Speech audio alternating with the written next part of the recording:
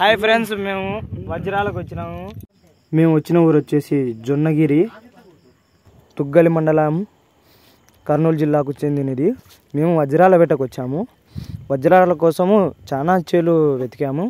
కొంతమంది అయితే మమ్మల్ని తరిమారు, చెప్పుకుంటే సిగ్గుసేటు. చూడండి గులకరాలు ఎలా ఉన్నాయి. దీనిలో మేము వజ్రాలు కనిపెట్టాలంటే చాలా కష్టంగా ఉంది. ఒక అతను కనిపెట్టాడు, అతని పేరు చూసుకోండి మీరు, పవన్. ఈ లొకేషన్ కూడా చాలా బాగుంది వెతకడానికి. సూర్యుడు కూడా మనకు అనుకూలంతో ఉన్నాడు. ఈ లొకేషన్లో ఎతకాలంటే చాలా మీద కష్టంగా ఉంది. ఈయన పవన్ కళ్యాణ్, కమలాపురం మండలం, కడప జిల్లా. మా మామ చూడండి ఫ్రెండ్స్, తవ్వడానికి చిన్నది గడపారి తెచ్చాడు. ఇది వజ్రం. ఒక మినిమం అంటే 6 లక్షలు డబ్బులు ఇచ్చి 5 తులాలు బంగారు ఇస్తాను చెప్పారు. దానికి మినిమం అంటే చూసుకోండి. జొన్నగిరి. ఈయన వజ్రాల కోసం వేటాడుతున్నాడు, వేటగాడు.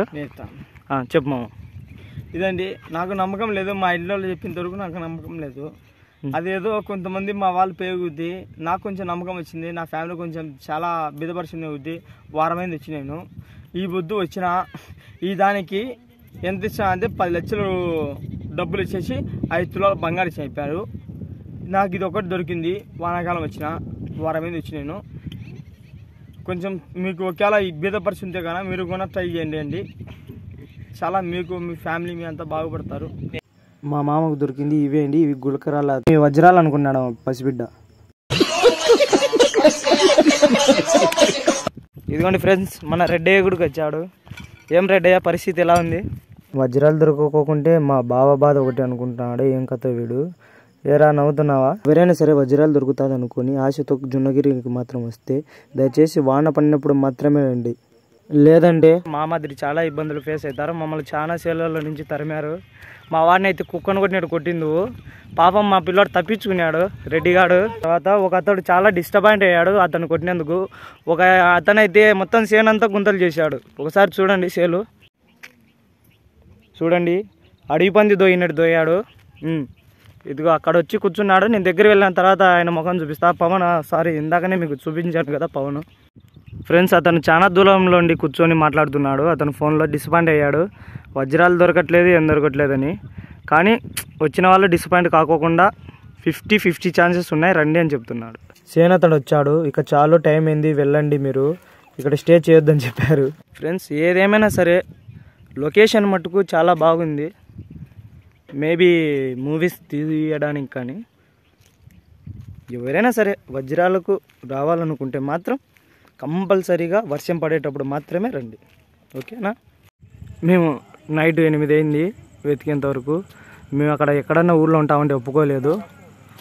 ఇక్కడ బొందల్దిన్నెలో మీకు ఉండొచ్చు అని చెప్పారు. లొకేషన్ బాగుంది, దేవస్థానాలు ఉన్నాయి. వచ్చాము. రెడ్డయ్య హాయ్ చెప్తున్నారు. చూడండి ఫ్రెండ్స్, వచ్చాము చూడండి. రెడ్డయ్య కూడా మనతో పాటే వచ్చాడు. మన ఛానల్లో రెడ్డయ్య వీడియోస్ ఉన్నాయి. వచ్చేసి యోధాలో మీకు రెడ్డయ్య క్యారెక్టర్ నచ్చితే లైక్ చేయండి, షేర్ చేయండి, సబ్స్క్రైబ్ కూడా చేయండి. వజ్రం దొరికిన వ్యక్తి అయితే ఆనందమో బాధనో దిగులో తెలియదు. ఆ వజ్రాన్ని ఏం చేయాలో దిగులు చెందుతూ చాలా బాధలో ఉన్నాడు. వజ్రం ఒకవేళ దొరికితే ఇతను ఏదైనా చేయాలనుకుంటే ఏం చేస్తాడో అతనికి తెలియాలి. అయ్యో సారీ, బోధబండ అంట ఇది ఊరు. నాతో ఒకడు బొందల్దిన్ని అని చెప్పాడు. ఇది బోడబండ సేను పొలాలు. ఇక్కడ తవ్వుతే ఇక్కడ కూడా కొన్ని భయమేస్తుంది. మా పవన్ మామ చూడండి, రివర్స్లో మెట్లకు చిన్నగా మామ కింద పడేవు. మేము పైన గుడి దగ్గరకు వచ్చాము. ఈ గుడిలో దేవాలయం వచ్చేసి పకీరప్ప స్వామి గారి ఇది అంట. ఇక్కడ నివాసం ఉండడానికి రూములు కూడా ఉన్నాయి. మేము ఇక్కడ ఉండడానికి మాకు కల్పించారు. వాళ్ళకు ధన్యవాదాలు తెలుపుకుంటున్నాము. మేము ఇక్కడ కొనుక్కోవడానికి అంగడి కూడా ఉంది. మేము ఎవరికి తెలియకోకుండా కొండపైకి వచ్చాము. కొండపైన చూస్తున్నాము, తవ్వము కూడా ఏం లేవు, అన్ని గులకరాలు మాత్రమే ఉన్నాయి. ఏమంటే మా ఆశ ఏదంటే కనీసం మన టైం బాగుంటే దొరుకుతుందా అని. నిన్న వచ్చిన చేనులోకే మేము వచ్చాము. నిన్న పక్క చేను దున్నారు, ఇప్పుడు మేము వచ్చిన చేనే దున్నుతున్నారు. అందరు దిగి చేనులోకి పోయారు. చేనతడు గదురుకున్నాడంట, అంటే అడిచాడంట, తిట్టాడంట. మీరు ఎందుకు చేనులోకి వస్తున్నారు? మేము చేను దున్నుకోవాలన్నా, మీరు వజ్రాలు తోక్కాలన్నా, మేము విత్తనాలు వేసుకుంటున్నాము. మీరు తొక్కితే మా పంట నాశనం అవుతుంది. మీరేమో వజ్రాలు తోక్కుంటారు, డబ్బులు సంపాదించుకుంటారు, పోతారు. ఇక్కడ మేము చేలు పోయి నష్టపోయేది మేమే కదా అంటున్నారు. దయచేసి వజ్రాలు ఏరేటోళ్ళు కొంచెం రైతులకు కూడా సహకరించండి. వాళ్ళు ఎంతో కష్టం చేస్తుంటారు. మాకైతే వజ్రం దొరుకుతుందని నమ్మకం లేదు దొరా. మా సిచ్యువేషన్ ఇప్పుడు ఎలా ఉందంటే చూడండి. మేము ఏడిపోతాం. ఇట్టాడి దగ్గర అవుద్దని అన్నిసార్లు అడిగారు, ఎక్కడికి వెళ్తున్నాం అని మీకు అసలు ఏం రైట్స్ ఉన్నాయండి మమ్మల్ని ఇంటికి తీసుకొచ్చి చంపడానికి? వారికి 3 ఆడపిల్లలు, ఇంటికి పోతే మా నాన్న ఏడని అడుగుతారు.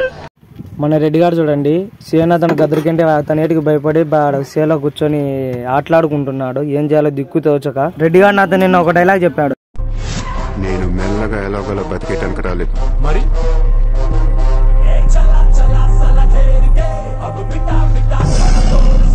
అప్పుడు నా మనసులో నేను ఒకటి అనుకున్నా, రెడ్డిగా ఆశకు అద్దు ఉండాలి, నీ గుద్దకు సిగ్గు ఉండాలి అని. ఆడ టాటర్ సేను దున్నుతున్నాడని మేము ముందుకు వచ్చాము. ముందర ఒక దావ ఉంది, ఆడ వజ్రాలు దొరుకుతాయంటే వెళ్ళాము.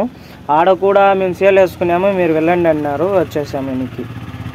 ఇక మేము చివరికి తాండా చెరువు అనే ఊరికి వచ్చాము. ఆ ఊర్లో సేలో ఎవరేం పట్టించుకోలేదు. చాలా ఆటోలు ఉన్నాయి, చాలా బైకులు ఉన్నాయి, చాలా మంది ఉన్నారు. వాళ్ళు చాలా రోజుల నుంచి ఈ ఊర్లో వీళ్ళు వజ్రాలు వెతుకుతున్నారంట. ఇక్కడ 1000లో ఒకరికి మాత్రమే వజ్రం దొరుకుతుందంట. ఇది వాన పడినప్పుడు మాత్రమే వజ్రం దొరుకుతుంది. రెడ్డిగాడు ఎక్కడ ఉన్నాడో చూద్దాం పదండి. రెడ్డిగాడు ఇక్కడ ఉన్నాడు. రెడ్డిగాడు ఒకే చోట తీసుకొని ముందు దొరుకుతున్నాడు. బాగా స్థలం దొరికింది.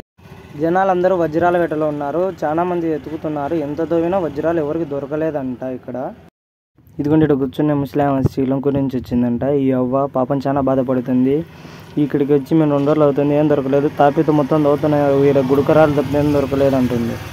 ఒక పక్క మేము ఇలా ఇబ్బంది పడుతుంటే నా ఫ్రెండ్స్ ఫ్యామిలీ ఫోన్ చేసి ఇలా అంటున్నారు. వాళ్ళతో నేను ఏమన్నానంటే, నాకు ఈ టార్చర్ ఏంట్రా బాబు,